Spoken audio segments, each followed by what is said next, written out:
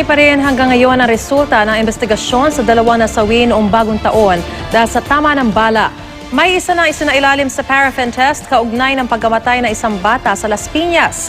4 naman ang iniimbestigahan sa pagkamatay ng isang ginang sa Cainta, Rizal. May report si Ian Cruz. Tandang-tanda pa ng ilang bata sa mababang paaralan ng Pulanlupa sa Las Piñas ang sinabi sa kanila ng kaklase nilang si Darlene Gutierrez bago mag-Christmas break. Rihanna, pumasok ka sa susunod na pasukan kasi maglalaro tayo. Pero si Darlene, na kilalang taga-saway ng mga kaklase, hindi na nakabalik ng eskwelahan. Pumanaw siya matapos samaan ng bala sa ulo sa kasagsagan ng pagsalubong sa bagong taon. Si Angel, napanaginipan pa raw si Darlene kagabi. Nagbababay po siya. Yun lang po. Sinabi ba siya sa'yo? Ayun lang po yung sinabi niya. Na magpakabait nga po kami. Iisa ngayon ang hiling ng mga bata. Sana mahuli na rin po yung gumawa sa kanya noon. Sinimula na ng pamunan ng eskwelahan ang debriefing sa mga kaibigan at kaklase ni Darlene. Plano nilang isama sa debriefing maging ang mga magulang pagkatapos ng exam ng mga estudyante.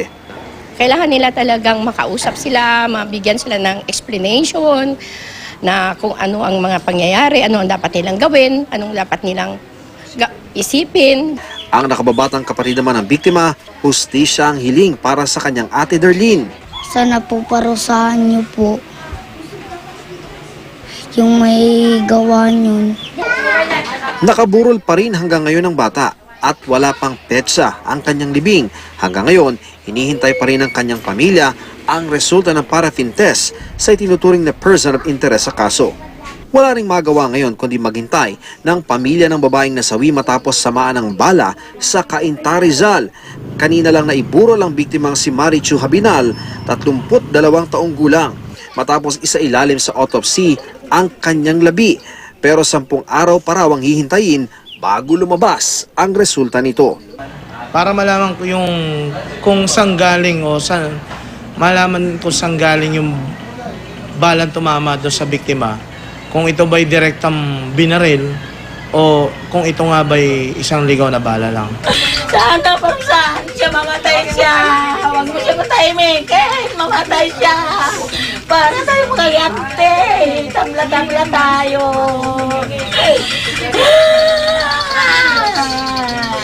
Ang asawa ni Marichu, nainip na raw sa takbo ng investigasyon.